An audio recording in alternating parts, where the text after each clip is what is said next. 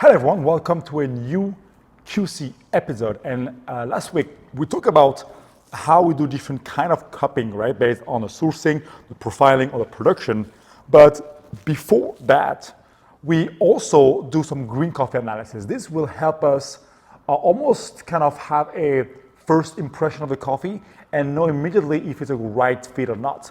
And what we're looking for in green coffee is several things. One is measurement of moisture and density. The other one is physical characteristics to see basically any imperfection in our green coffee, because moisture is not really a precursor of flavor, right? Different coffee can have different moisture that won't really impact the flavor. We can talk about water activity, which impacts storage, which will impact the flavor. But the defect, the physical defect in green coffee may impact the overall flavor if it has a lot of it. So when we receive coffee, or samples, should I say, we first do different tests. We have a classic kind of density test to measure the density, and we tend to do less of it, or I would say rely less on density. Why? Well, because at certain grades, certain quality of coffee, all our coffees are somewhere between 685 and 710 grams per liter. And that little margin is really small, doesn't really have a huge impact on the coffee flavor. So, or the coffee quality in general. Unless we go super, super high density or super, super low density, then we may kind of change and adapt our roast profile. But density-wise, there's not a huge difference. Second, which is really important, is our moisture content. This is a really important information because it helps us really know if the coffee hasn't been dried enough, has been dried too much, or has been stored improperly, sort of. So if it has been dried too much, if the moisture content is like 5, 6, 7% or 8%, you may find really straw-like character in our coffee and almost like faded without any life. With higher moisture, there's also the danger that the coffee may go bad and mold as well, and that will end up with really disgusting sort of notes. But also, it will grasp the flavor of the bag, the flavor of the surrounding environment. Something I've observed with coffee that are above 13% of moisture content, for example. So we tend to stay, somewhere between 10% and 11.5%, 12% maximum. That is a good range for the coffee that we like. Also because we preserve the coffee in airtight plastic bag called the Green Pro bags. So whenever we receive coffee, we actually repackage it. But even so, moisture content are also linked with water activity. So moisture content is nothing but how much water is in your coffee, and water activity is how basically active the water is, how fast or how slow it moves. And a higher water activity will drive those flavors out quicker, and the coffee will taste fade, will go basically bad. Not bad, but it will taste kind of boring a little bit quicker. So it's a good indication of that storage lifetime for us, coffee roaster on the green coffee side. All right. Let me get a sip. And here we are actually quality controlling our new coffee that we will release soon from Colombia. It's produced by Astrid Medina in Finca Buena Vista at really high elevation, around 2,000 meters above sea level, and it's 100% Castillo variety. So, once we did a density test, just for the sake of doing it, because it's kind of a habit, and then the moisture content, which is really important for not just for the lifespan of our green coffee, that, as I explained, but also when we roast, right? Every week, I also take moisture content reading to see how does that moisture evolve, because when we roast, well, moisture is what we are driving out. And so it's a huge sort of energy transmitter. And it impacts a lot the weight loss, but also the first crack time and the overall roast characteristic in the curve, basically. So it's an important data to have. Now, when it comes to green coffee physical sort of control, according to SCA, they suggest to have 350 grams of green coffee. Why? Good questions. I have no idea.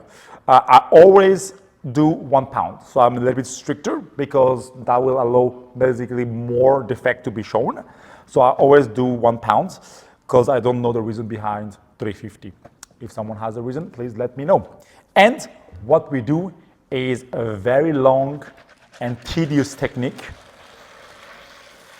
of checking one by one every single bean and categorizing into several defects. So I have the full list here. You'll have the full black when the coffee is completely black. Full sour, it's kind of a deep reddish color. And then you have dried cherry. So if you see like the actual cherry in the stick to the coffee.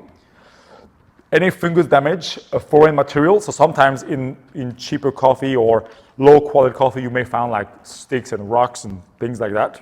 So if you find it in your 1 pound or 350 grams, it's often like a out. And a severe insect damage.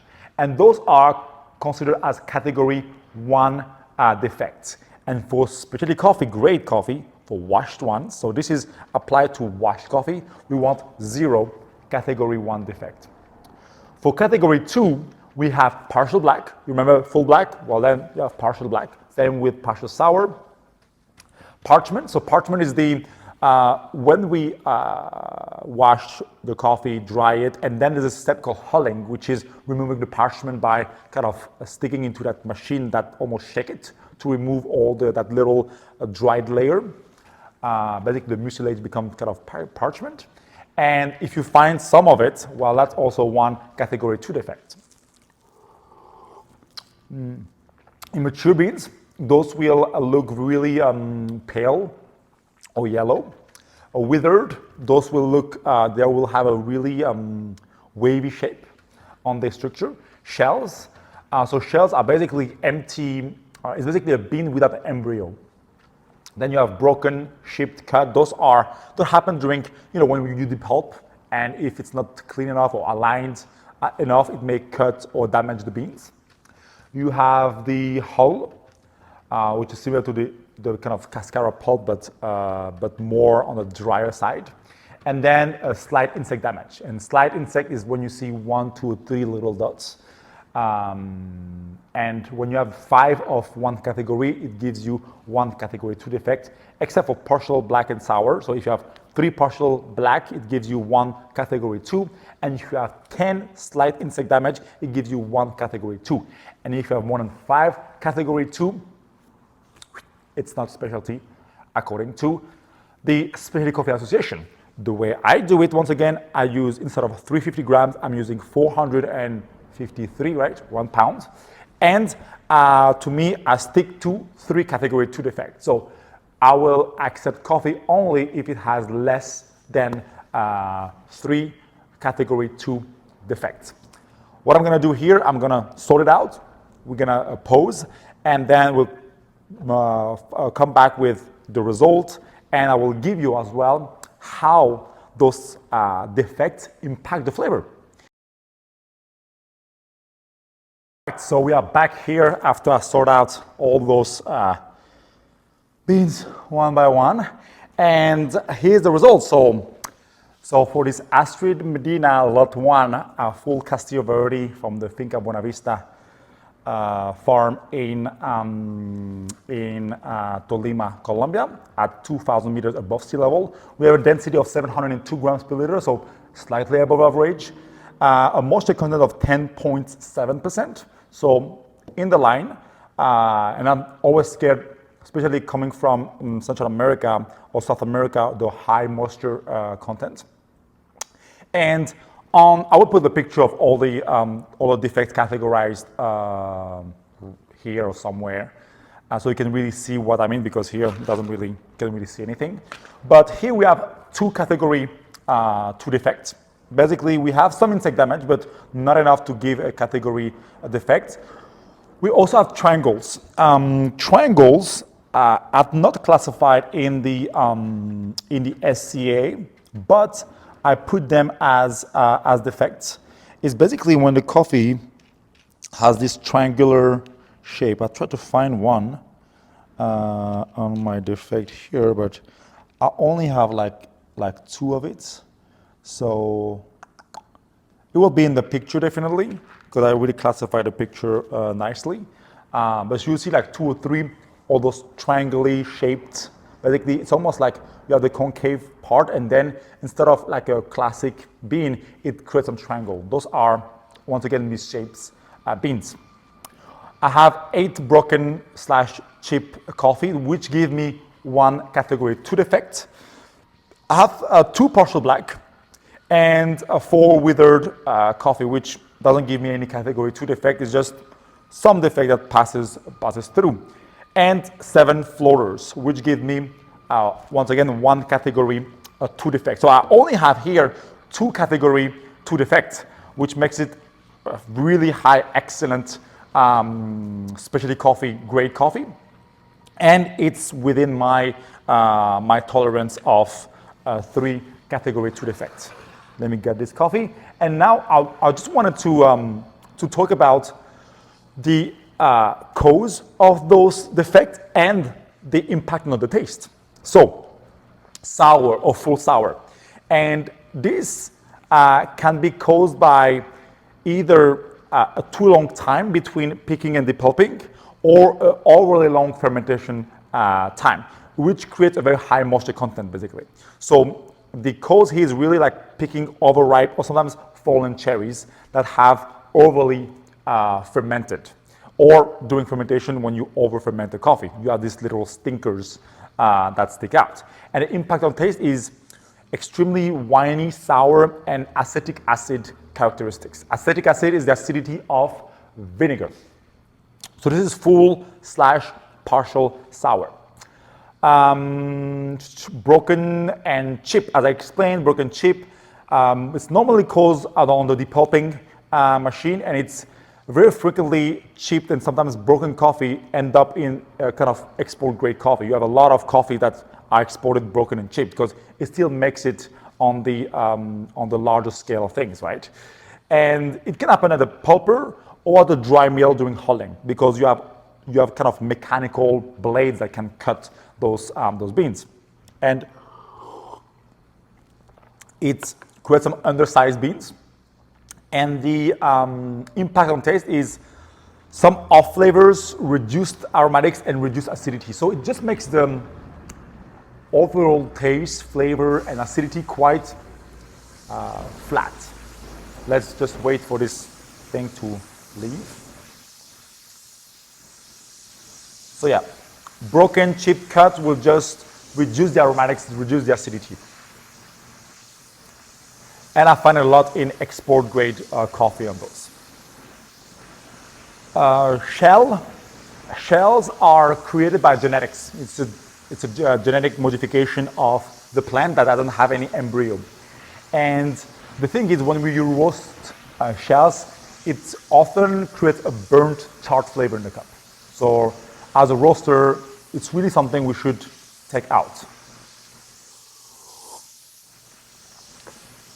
Floaters. Floaters are really light in the weight, and they're underdeveloped beans. And you can really see it's distinctively light, like that one right here.